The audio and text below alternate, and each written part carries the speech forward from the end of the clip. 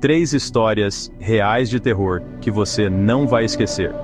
Esqueçam a sessão da tarde porque as histórias que eu vou contar hoje aconteceram de verdade e desafiam qualquer explicação lógica, tipo, mais bizarro que novela das 9. Então, se você é corajoso o suficiente, aumenta o volume, apaga a luz e vem comigo nessa viagem. Na década de 70, rolou um dos casos paranormais mais perturbadores que já se ouviu falar. O caso Doris Bitter, uma mulher comum de Culver City, Califórnia, jurava de pé junto que era atacada por entidades malignas dentro de casa. Doris era mãe solteira de 4 filhos, vivendo uma vida que já era difícil antes mesmo dos eventos sobrenaturais começarem.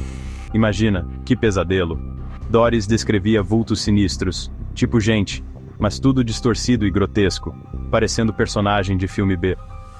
Esses vultos não eram apenas visões passageiras, eles pareciam ter uma presença física, uma intenção maligna que se manifestava de formas aterrorizantes. Eles batiam nela, arranhavam, mordiam, deixando marcas e hematomas. As marcas no corpo de Doris eram evidências tangíveis de que algo muito errado estava acontecendo. Ela mostrava essas marcas para amigos e familiares, mas muitos achavam difícil acreditar que algo invisível pudesse causar tanto dano. 2 parapsicologistas famosos, Carrie Gaynor e Barry Taff, investigaram o caso. Eles foram chamados por Doris em um momento de desespero, na esperança de que pudessem oferecer alguma explicação ou solução para o que estava acontecendo. Eles viram com os próprios olhos luzes piscando, objetos se movendo sozinhos e mudanças de temperatura, tipo entrando num freezer de repente. Essas manifestações eram tão intensas que até os investigadores, que já tinham visto de tudo, ficaram impressionados.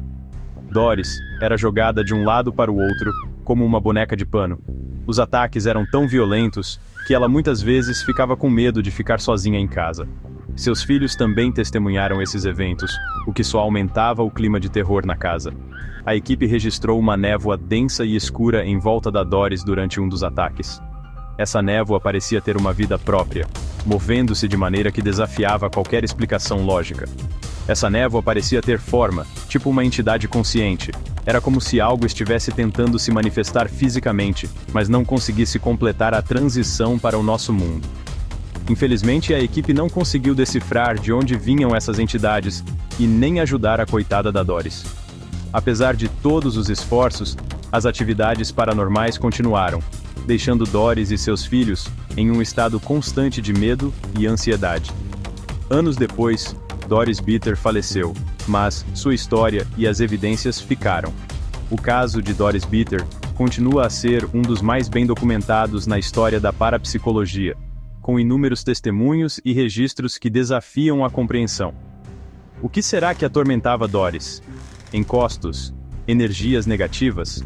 Até hoje, ninguém sabe ao certo.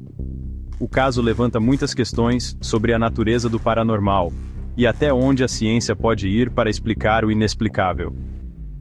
A história de Doris Bitter é um lembrete assustador de que existem coisas que nem a ciência, nem o Padre Quevedo conseguem explicar. É um convite para refletirmos sobre os mistérios que ainda cercam nossa existência e o que pode estar além do nosso entendimento. No meio de Los Angeles, tem um lugar que parece a boca do lixo, o Hotel Cecil. Este hotel, com sua fachada imponente e história sombria, é um dos lugares mais enigmáticos da cidade. Construído nos anos 20, o Cecil já foi chique, mas virou um imã de tragédias sinistras. O hotel, que já foi um símbolo de luxo e glamour, agora é conhecido por suas histórias macabras e eventos inexplicáveis. Em 2013, o sumiço de Elisa Lam chocou o mundo. A história dela se tornou um dos casos mais discutidos e misteriosos da última década. Elisa era uma estudante canadense que estava hospedada no Cecil. Ela estava viajando sozinha, explorando novas cidades e compartilhando suas experiências nas redes sociais. Os dias passaram e a Elisa simplesmente evaporou. Seus amigos e familiares ficaram desesperados, sem notícias dela e sem pistas sobre seu paradeiro. A família, desesperada, procurando notícias, enquanto a polícia revirava o hotel. As buscas se intensificaram, mas parecia que Elisa tinha desaparecido sem deixar rastros. Daí, acharam o corpo da Elisa, dentro de uma caixa d'água no teto do hotel. A descoberta foi chocante e levantou ainda mais perguntas do que respostas. Como ela foi parar lá? Ninguém sabe. As circunstâncias de sua morte continuam envoltas em mistério, deixando todos perplexos. As últimas imagens da Elisa, gravadas pela câmera do elevador, mostram ela agindo estranho. Ela parecia estar em pânico, apertando botões freneticamente e olhando para fora do elevador, como se estivesse sendo seguida. Parecia que estava conversando com alguém invisível, se escondendo. Suas ações eram erráticas e inexplicáveis, aumentando ainda mais o mistério. As imagens viralizaram na internet, todo mundo dando pitaco. Teorias conspiratórias surgiram, e o caso de Elisa Lam se tornou um fenômeno global. Teria sido um maníaco? Ou coisa de outro mundo? As teorias variavam desde um possível assassino até a intervenção de forças sobrenaturais. O caso continua um mistério. Até hoje, ninguém sabe ao certo o que aconteceu com Elisa Lam, e o enigma permanece sem solução. O Hotel Cecil continua lá, firme e forte, um monumento às tragédias que aconteceram lá dentro. Suas paredes guardam segredos sombrios e histórias de terror que nunca foram totalmente reveladas. Um lembrete de que o mal pode aparecer do nada, te dando aquele frio na espinha. O caso de Elisa Lam é um exemplo perturbador de como a realidade pode ser mais assustadora do que qualquer ficção. Robert, o boneco amaldiçoado. Brinquedo ou terror? Esta é a história de um brinquedo que transcendeu o simples papel de um objeto infantil e se tornou uma lenda assustadora. No comecinho do século XX, numa mansão na Flórida, um garoto chamado Robert Eugene Otto ganhou um boneco de pano.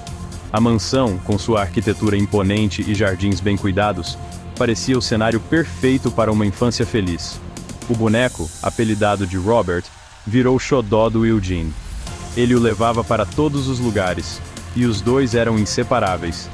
Eugene conversava com o boneco como se ele fosse um amigo de verdade, e os pais achavam isso adorável, até que... Mas aí começaram os acontecimentos bizarros.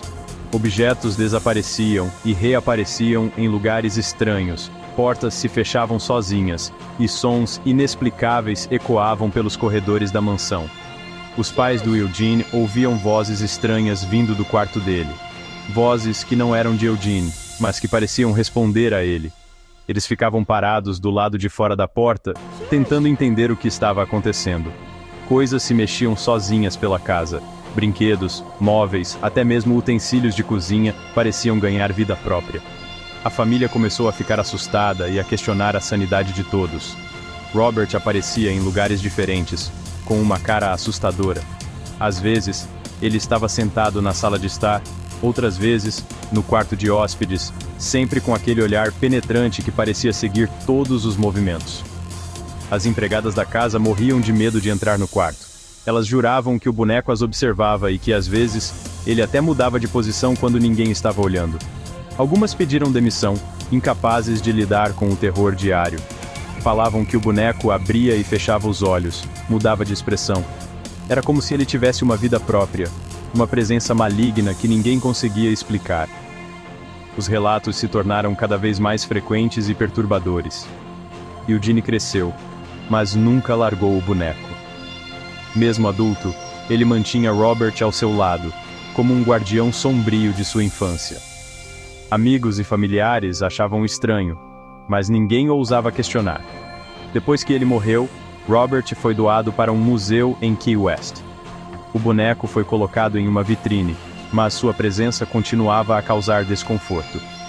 Visitantes relatavam sentir uma energia estranha ao se aproximar dele.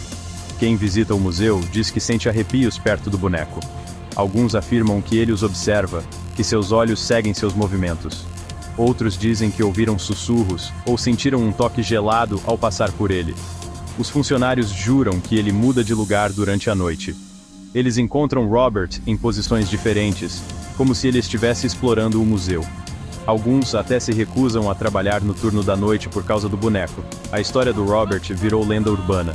Ele é tema de livros, documentários e até filmes. Sua fama se espalhou, e ele se tornou um dos bonecos mais famosos e temidos do mundo. Será que Robert é só um boneco? Ou há algo mais sinistro por trás de sua aparência inofensiva? A dúvida persiste, alimentando o mistério e o medo que o cercam. Ou tem algo de macabro por trás daqueles olhinhos de botão? Algo que desafia a lógica e a razão. Algo que nos faz questionar o que realmente sabemos sobre o mundo ao nosso redor. Às vezes, o terror se esconde nos lugares mais inusitados, só esperando a hora certa para dar o bote. E talvez, apenas talvez, Robert seja a prova viva de que alguns brinquedos nunca deveriam ser feitos. E aí, conseguiram chegar até o final sem ligar a luz? Essas histórias provam que o mundo é cheio de mistérios e coisas assustadoras. Se você gostou do vídeo, compartilha com aquele seu amigo medroso. E até a próxima, mas cuidado com o que pode estar te espiando no escuro. Gap 2is